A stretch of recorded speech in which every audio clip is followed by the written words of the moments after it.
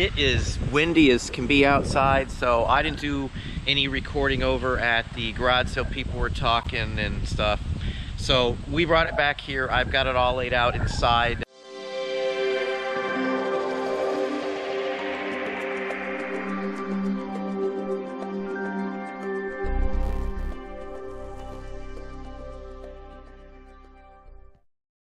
Now we're back at obviously our reselling headquarters here.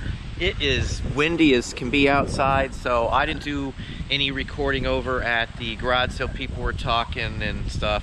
So we brought it into the eBay building here, and we're gonna go inside and take a look at what we found.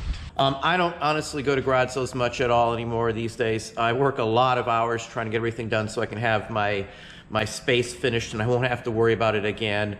This is one of those situations where I literally drove by and could see it, that it looked like a really good sale, and I just stopped. I didn't even have enough cash on me. I had to go back, drive back to the house real quick, and then come back and pay for everything I put together on the table out there. So anyway, let's have a look. So everything you see on the table here came from that garage. So I'll take that back. I got the M&M and something else I'll show at the end here. Right next door, there was 2 sales right in a row. They knew each other. They were friends on the same street, neighbors, the whole works. So anyway, everything else came from probably, again, the best garage sale I've seen in I don't know how long. I honestly gave up because I never found anything, but this one blows everything else out of the water. I'm going to hit what's on this section here, and you can see some of the prices unaltered, literally just the way I purchased them. I want to say I got this one for $2, and maybe I spent a few less bucks on a couple of the other things too, because they even gave me a better deal. I know on the buttered pretzel glass jar over there, I got it for 15 bucks from the actual daughter of the original owner. So this was a very nice piece. It's original. Again, you can see it was 20 bucks. I paid 15 in cash. I wasn't even going to offer. I picked it up 2 or 3 times, but for 15 bucks, it was worth it to me. I could probably get about 45 bucks plus shipping out of it if I went to sell this piece here. We're going to keep it for now for 15 bucks. What the heck? It's a nice piece. My wife's favorite haul piece here is this. And if you don't know what this is a Samsonite, 1940s or so, maybe 50s at the latest, I would say, but it's a Suitcase by Samsonite. Now, I did pay 5 bucks. I didn't quibble at all. It's real leather. These average in this condition, without even being touched up, probably about 75 bucks. Most of the ones that I see, in fact, let's set it here very carefully because we'll open it up in just a second so you can see it. Most of the ones of these that I run into aren't in anywhere near this nice condition. I could polish it up just a little bit. You'd never even know it. Get it buffed up or take it somewhere if I want, but I don't mind cleaning stuff up. You can see how nice and glossy this is. Again, that's real leather. You can look at the edges and see without a doubt. I'll easily, if I sell this, get 75 bucks for it. The wife may keep it. She has been looking for one of these, believe it or not, or a leather one in general. And even the inside of it looks like it's barely ever been used. So, I mean, it's immaculate condition for what it is. Top of the line. It's an excellent item for 5 bucks. I should easily be able to get 75 bucks for it all day long. Now, the M&M here, I did offer him 2 bucks. It said 3 on it. Now, honestly, I don't really buy these anymore. I've had dozens and dozens of them, but the topic, the fact that it's vintage in the whole works, the fact, too, that it has a limited production run also made me say, hey, it's the right time of year for something like this. He's selling for 35 bucks on his own right this very second. Now, the conch shell right there, a lot of people pass those up, and I don't understand why, because a big, large size one of these in excellent condition could easily get you, say, 40 or 50 bucks. This one's probably worth 25 bucks or so. Now, they had $2 on it. I actually only paid $1 for it. Very happy with that. It's a horn conch shell. They pick them up on the, right there on the beach, and divers get these as well too. I lived in Florida. I remember seeing these all the time, and I know what they sold for back then. They still sell today. You can sell them on most platforms without too much trouble and get decent money. Now, this plate here is enamel. It's on, I'm saying probably copper or brass, and it's extremely heavy. I mean, very heavy. And I believe the name of the artist is Maria. I know her last name's Ratcliffe, but this is an original art piece. They were made one-offs, one at a time. You'll see very similar designs, but the butterflies will be a hair off or in a different spot. It is signed. I don't know how well you can see it down there, but it is signed at the bottom of the dish. I paid $1 for it. Excellent condition. It says Stone Mountain, Georgia on the back. That's where she's from. And you'll find other plates and other items like this. It kind of reminds me of some of the semi-resin created platters and trays from California with inlaid mother of pearl and brass and things like that. Caraco or something along that line. I don't remember the name, but it's very easy to look those up as well. I've sold dozens of those. This sells easily in the 35 to 50 range if you market it right. Put it in insects, collectibles, and you'll do far better. Make sure the butterfly's on there. Don't worry about the location so much. Ratcliffe, her name, does very well also. Now, I don't mess with too much plates and pottery and stuff like that, but when they're very attractive and hand-painted like this one here, and they're only 75 cents, I nabbed them up. It is marked. It's a nicely marked German, Bavarian era over there in that region piece, probably 30s, 40s, 50s, I would gather. I'll have to look up the mark. You know, there's so many different ones of that sort, but 75 cents, marketed by the flowers that are on here. Again, very nice. I would say they're daisies. It should do extremely well. You can feel the paint. It's definitely, without a doubt, hand-painted. I sell these in the $24 to $35 range. I don't know what everybody else gets them, but some good keywords, the right category, the right type of plate. A common one I wouldn't mess with, but this one's got a really neat borderish pattern on it. And we actually have a cherry tree. In fact, we have 2 in our yard, we find. And we happen to like cherries, so we started looking into cherry things, and these sell extremely well. Anything painted with cherries. There are far less cherry items than, say, apples or most of the other fruits. You might find a fruit basket design on some, but all nice, hand-painted, very detailed, nicely blended, 75 cents. And this one's a hand-painted Nippon, so I'll do extremely good with this one as well. $34 or so is usually what I get for most of these, all the way up to $57.50. I don't think I usually price these higher than that, though. That's a nice piece. Now let's look at the glass piece here. I spent $2, a full price for sure on this one here. Now this is Rainbow Art Glass Company. Now you look that up and you'll see this is handmade amethyst glass. It's a very nice modeled, stretched out pattern. It's a colonial reproduction, basically, I would say. This piece here could get me 75 bucks right off the bat, no problem. I'll probably put it up for 95. It's a very nice piece in my opinion. I really like that. Now this one here, I should have put it on a scale for you, but this thing weighs, I'm not sure who made this. I'll be straight up with you. They had $7. I offered them 5, and she said, yes, I'll take $5 on it. It's definitely hand blown. It's definitely hand, cut out, hand pulled, the design. You can see where the tool was used all the way around. Nicely ground down on the bottom. I've looked pretty closely. I haven't seen any signatures, but maybe Murano or something. This thing weighs like more than a gallon of milk, it seems. It's really heavy, I have to say. And it's not that thick, so I'm guessing it's better glass. Again, it's clear glass over a green glass, and you can see the rim where they did it. I have no idea on value on that. I think the wife is probably going to claim it. But I would have probably put, I don't know, I'd have to look it up, I think, this one here. I have no idea. If anybody knows about this piece here, please make a comment down below on what you think it is. I would love to know for sure, regardless of whether we're going to sell it or keep it. Man, this thing is really heavy. I wish you could feel how heavy it was. I should have grabbed a scale, but... So anyway, that's a nice piece here. Ashtray. I've had many of these that have the little wire on there, kind of like a fish hook or something, I would gather. The wife likes it. She's got a bunch of ceramic fish that are in our bathroom. We've got them all over the wall, the 1950s wall plaque fish with the bubbles and the whole works. So anyway, for 50 cents, if I went to sell it, I'd probably get about 15 bucks max on that, I would say. Another ashtray, fish. You can mount them on the wall too. There's little hangers. It's just made in Japan, probably 50s-ish.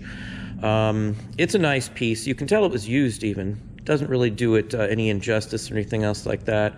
Wife, again, is going to keep it. We're going to mount it on the wall in the bathroom. If you went to sell something like this, I would probably expect to get, say, $27.50 or so. Now, how would I get that for this? If you look, they probably won't be going for more than 12 to 15, but I'd mark it as a tiki room item more so than anything else, and the tiki aspect would draw a lot of people in, and I'd probably sell it in that price range. That's what happened last time. Now, this one here is a Royal Dutch Holland piece, I want to say. It's marked KDM, and I wished I could remember Deering or Doring or something like that's the name of the company. They were around in 1898. Now, somebody's going to correct me, I'm sure, on the marking on here on how I pronounced it, but it's an original piece. I don't know how well it's going to show off, but this is possibly the original marking from the 1898 era. It's a crown with a circle, a K on the left, the M on the right, and the D down at the bottom. There's no loop around the side with the usual textual reference on it. It has IG, which, looking at the date mark, can't say for sure. It looks like a nice piece. 50 cents is what I paid for it. For that kind of money, I'm sure I'll get 12, 15 bucks, even if it's not anything super, super good. But I'm almost sure I've seen that mark before on some higher price pieces. This is a creamer, if you couldn't tell. It's fancy. A good marketing ploy on this one here, you should be able to rank out, say, $19.99 to 25 bucks, I would imagine. I don't usually sell stuff like this that's pewter for less than that ever. It sits there in my store, no big deal. I got 50 cents into it. Now, all told, everything I'm going to show you today, I've spent, what was it, $52 total. I got one item here that's going to get me almost $200 back easily in like a 5-minute ordeal. I won't even have to leave the area to do that, and I'll show you here at the end of the video. These nuns, it's a set of 3 of them. Now, I remember these as a child. I actually went to a Catholic grade school. So I've seen these before on several occasions. The right marketing and putting it in collectibles, religious, and then Christianity, that's where I sold these last time, and I got almost double what the other sellers were selling them for in the ceramics pottery section. So these run about 12, 16 bucks. I should easily be able to get 20, 25, maybe even up to 30 on them if I do it right. The Christmas time's great for these. She's got a candle, religious procession or something along that line you might put on it. Now, the elephant in the room, so to speak, is this massive piece right here. Now let's stand it up so you can kind of see the design on it a little better there. But this is a coal shovel slash corncob shovel, and let me put it back down here. I paid $5. Let me show you the sticker on it. You can see it there. $5 for that. That's all I paid for it. It's 1920s or thereabouts, maybe even a little earlier than that. The owner of that, it was her daughter that I bought it from, and the owner passed away at the 100 mark, just over the 100-year-old mark. So that's an original. It's worth about 100 to 150 bucks. They'd throw corn cobs and burn them down, and then they'd be able to get coal and other things from the leftover internal part of the cob itself, is what I understand, like kind of making pellets out of them, and this would let them fall through when they were done, and they could burn the rest and toss them back in there. At least that's my understanding. When I was a child, we had a coal chute, and my parents had turned it into a canning area. My mom used to can in mason jars and the whole works in the 70s when I was a kid. So now let's do this one here. Now, it was $2. Again, I'm fine with the $2 on it. It's marked Hickok on the bottom, which makes a ton of cufflinks and tie tacks and men's wear like that. This is a men's dresser box. It does appear to be actual copper, and it looks Art Deco without a doubt to me, which is very common for something that they made. They were very popular. The mark on here is not the standard one I usually see on everything. It usually just has the name on smaller items. Well marked, so this is a very nice piece.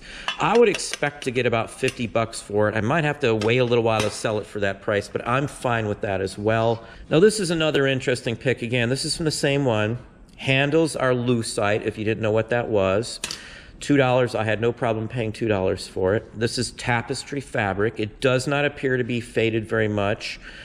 Could have been a little brighter on some of the pinks, but it might be a little duller pattern to be a beige pattern. But it's marked on the inside here. Now, when I was a child, I did a sign for a Al's Upholstery just the way you see it here, and that's what drew my attention to it. This is from the local area. Anybody from the Toledo area would recognize Monroe Street. This company had been around for a very long time. And this is compliments of. This is like a sewing bag or something, I guess you'd call it. This was a giveaway item. I can date it too. Now, how would you date this? That's a phone number there for those who don't know. So you'd call that off to the operator, and she'd connect you to Klondike 3101. If you ever watched old black and white movies, Abbott and Costello is a good one because, you know, you'll see them say Klondike, whatever the number. Klondike was a number they used, a fictitious number. Again, this one isn't fictitious. So, and then made by Mother, and it has their name. Now, this was a Greek family, so from all I can say, this is probably from the original time, 40s-ish, I would say, from all aspects of it. As an advertising piece like this that's fully dateable with that tag and where the phone number is, I would expect to get at least $50 for this. I wouldn't take much less. It's a local item, so I would probably put it even higher than that. I might get $75 for it. You know, a family member, somebody who remembers Mother Palato, I'm sure I butchered the name, but if they remember that person, I'm sure they were very nice in the whole works. They would probably do extremely well purchasing that. Now, I love 80s, 70s, 80s are some of my favorite time. These were there in a kid's book box. This is the first thing I saw. Now, I don't remember what they had on it before, but I offered them 2. I think maybe it was $3 and I offered them 2. They re-stickered it, and in fact, I think we can take it off at this point, and maybe I can... Yeah, that was it. See, there's the 3. So they just redid it so that they would match. I think they did 2 stickers, one went on here and one went on a piece of paper.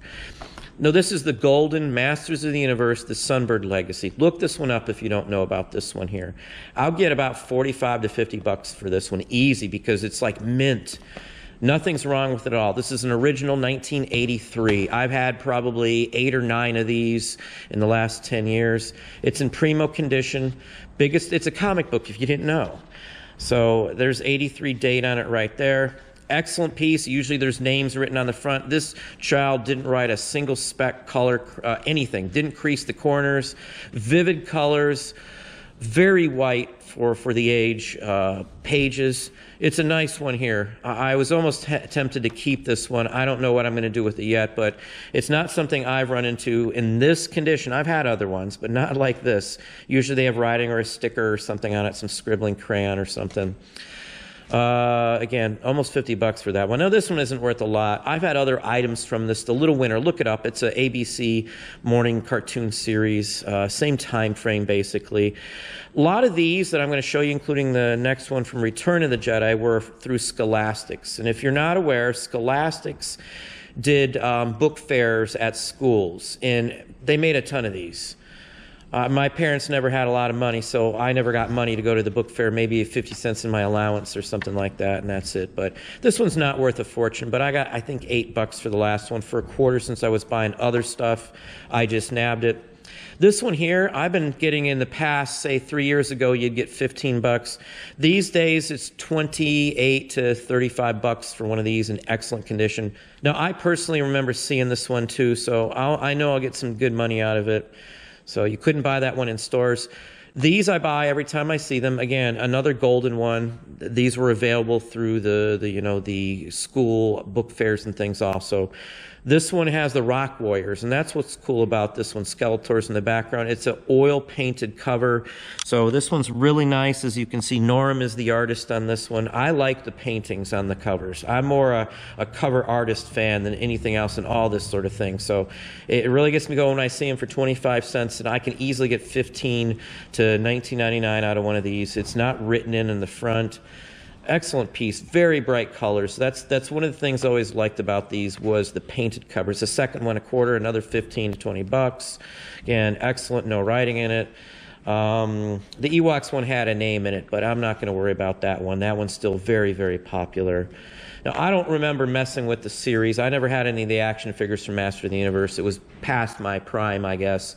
I had the 70s action figures. Micronauts were my favorite. Then Star Wars came out, and I had Star Wars too. But these James Bond adventure books from the 80s as well get me about $15 to $20 when they're in good condition like this. They're all fantasy pieces, basically. You know, so it's interesting, unique cartoon series, comic book series. A second one again, another 15 bucks. This was pretty cool. I do like some of these because of the artists that do them. Kids books, Felix still has a bunch of collectors. This is another one of the Scholastics that was available at the book fair. 15 bucks or so, I would gather, on that one. Transformers now, I get about 8 to 12 bucks max on this one here. I've had 5 or 6 in the last 2 years probably. It's not as popular. The artwork cover is, I think, probably the biggest factor in it. I wish the cover was nicer. You get more money out of them when it is. But, you know, it is what it is again. It does have some nice internal artwork. That's how I push these when I sell them. I show the inside artwork. Like this would be the shot for the main image. The second image would be the cover, the inside, and then the last image, probably 4 or 5 images or something like that. Now these I always buy. I always buy them. And if you're paying attention, you can still see the same like marks on some of these, again, because it's several different people at the same sale. Now these are candy and sugar molds is what these are. I buy every one of these for Halloween and Christmas I run into, to be honest with you. If you're in my Patreon or my YouTube membership, I'm going to show you what you can do with these to make a long-term return on your investment. I don't sell these. I do something with them, and something very different and unique from what some other people do. And I do extremely well with those sorts of things, but we're going to go over how to do and make money from these. I've shown you other ones in my groups. If you're in my Patreon or YouTube membership again, I've shown you other ones of these types of molds that I do stuff with, and I've also showed you what I do with them. We're going to go into a little depth on that one. And then this bag, so this one was $1. If I went to sell this one, I could get probably 10, 15 bucks at max on something like this. So again, Halloween is what I bought. And not just because we're in Halloween season, Halloween's just around the corner, but because I do extremely well with these. Now they cut them up, and I think these two were the same. No, there are different. So I've got 3 different designs of jack-o'-lanterns, faces on them, the whole works. Rather cute, actually. These are all from the same sheet. Now, I've actually had these same ones before on many, many occasions. I actually still have these, so I might have 4 and 5 of some of these. But there's some really good things you can do with these to make some money, I promise you. So, again, you'll have to see that video to see what I'm talking about. But here's some other ones. Now, this is the last items I got from that garage sale here, and these are all jewelry items, very obviously. Now, you can see the prices. I've taken them out of the bag, so I'm not going to be trying to shuffle while I'm recording, showing you what's what. Now, this one is actually very, very cute. The wife's claimed this one, of course. It's sterling piece, and I paid $1 for it, so I'm not going to complain at all. This is a designer, and I'm going to have to spend a little bit of time to dig it up, but I'm almost positive I've got some photos that I saved of who the designer was on this piece. It's a well-known artist, if I'm not mistaken, as well. And it is marked. You can see it on the back there. It's tarnished, the whole works. I instantly knew that's a nice piece. 30s or 40s, I would gather also. I'm not going to sell it, but I would probably say, again, designer piece, probably listed for about 60 or 70 bucks. Probably something you could sell for $35 to $45 without a problem. Now, this one's pretty nice, too. It is missing, or actually needs a little repair job. The little knob on there isn't tight enough to lock it back into place. Now, I can smash it down into this, and it'll make another knob head on the end, so it will lock back in. So that's not a big ordeal, but it's sterling. It is marked. I don't know how well you're going to be able to see it, but it's marked down there. Right down there. It's not just sterling. I think it says 925 and then gold-filled 14 karat on it as well, because it's got bands of gold on the top of it, and that's part of the reason why I bought it. Even if it's just scrap for a silver, and I think I spent $2 on it only because it wasn't completely working right. So. Oh, this one's pretty nice, too. Now, I did offer them 3 on this piece. That was fine. They took it, so I bought all the other things. 1910, 1920s, I would gather. It's enamel under glass.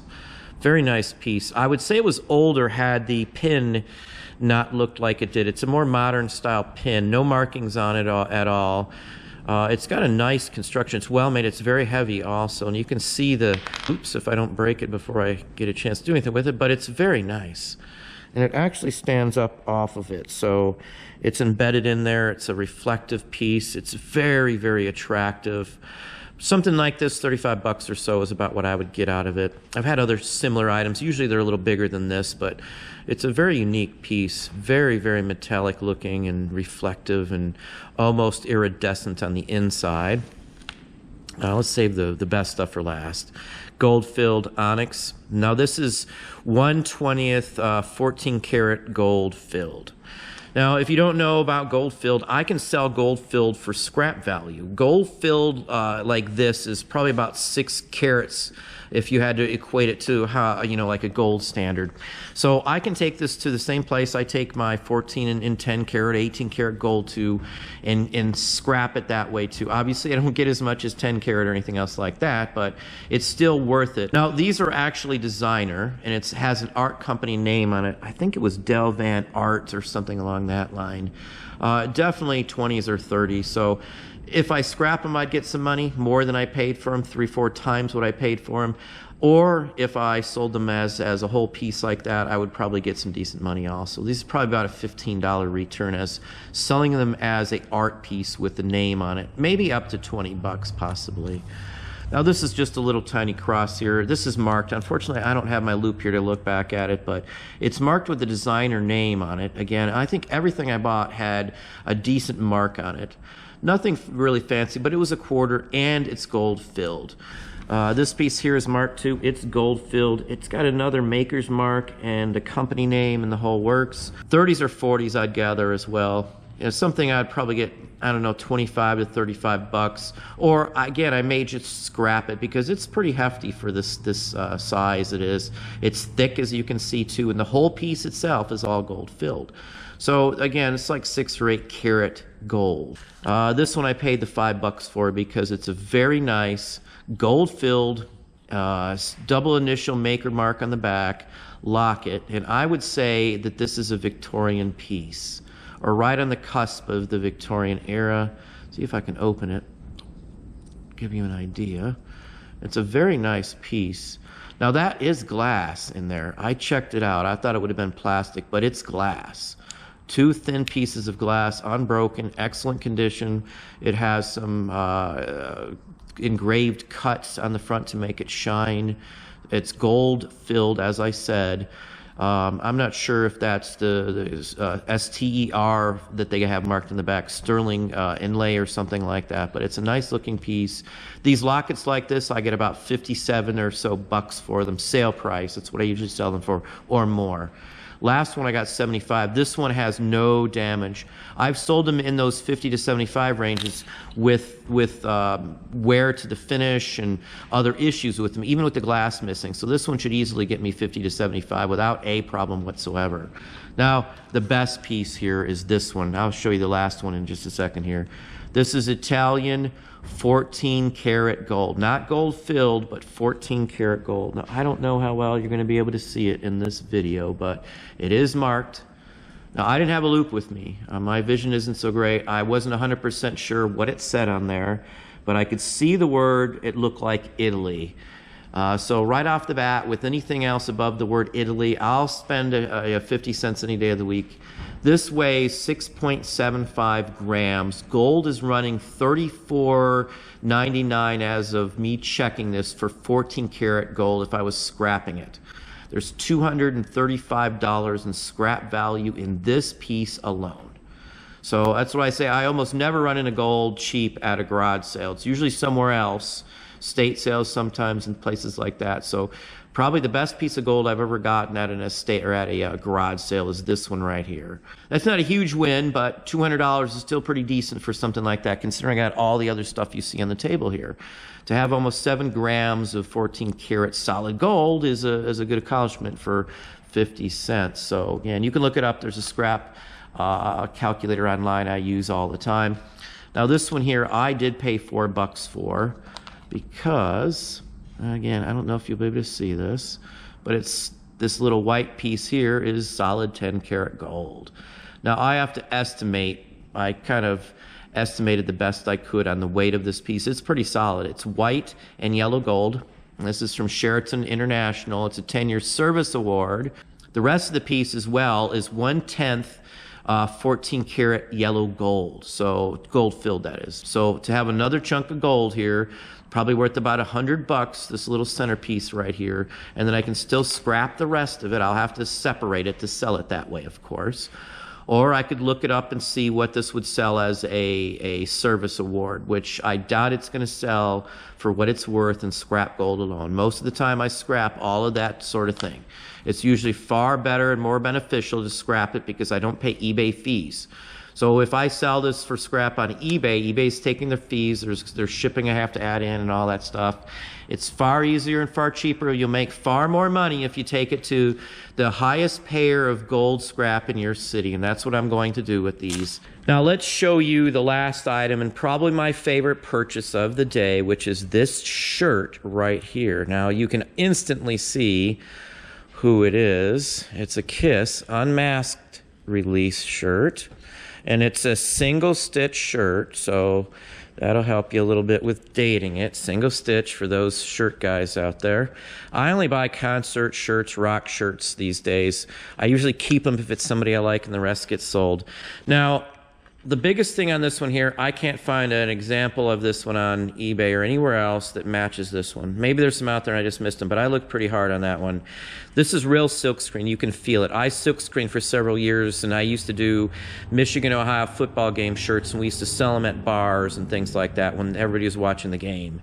We did very, very well with those for 3 years or so. So I know without a doubt this is 100% vintage silkscreen. You can feel it. This won't just wash off the shirt. This will last. It even had some spider cocoon on it in a spot because it had been sitting in a garage for a very long time was what I understand. So in fact, you can still see the remnants where it was. That'll clean up, no big deal. But it has a USA made in USA with a very thick sticker. It's a quality knit shirt. It's still wearable. It looks like no one's ever worn it at all. This was $2 here also, so I can't knock it for $2. I'm just going to keep it. It has artwork on the back. But this is my favorite piece. I'm not even going to begin to say what it's worth because I can't find another example to say. It's possible it's a bootleg, but I really doubt it. I don't see any maker's mark or any copyright notices on it either, which I thought was odd. But if this is a repro or a knockoff, it's an excellent job that somebody hand silkscreen themselves. And they matched the pattern and the color, the color separations like very, very well. So I wouldn't complain at all. Everything is about where it should be. It's very bright. You've got the shadowing effect and everything else. So it's a nice shirt, I have to say. You might see me wearing it in a video or two here. For those who've watched me for a while, you know I'm a fan of Kiss. I dressed up as Gene Simmons in a video here, one of my live shows once before too. So anyway, that's my best favorite pick for today. Not talking value-wise, I'm talking about visual, appealing, unique, interesting item. Well, that's it. Hopefully that gives you some ideas, some thoughts. If you enjoyed this video, please slam that like button down below. You can also hit the bell icon to be notified if I post new content or go live. Subscribe and tell all your friends.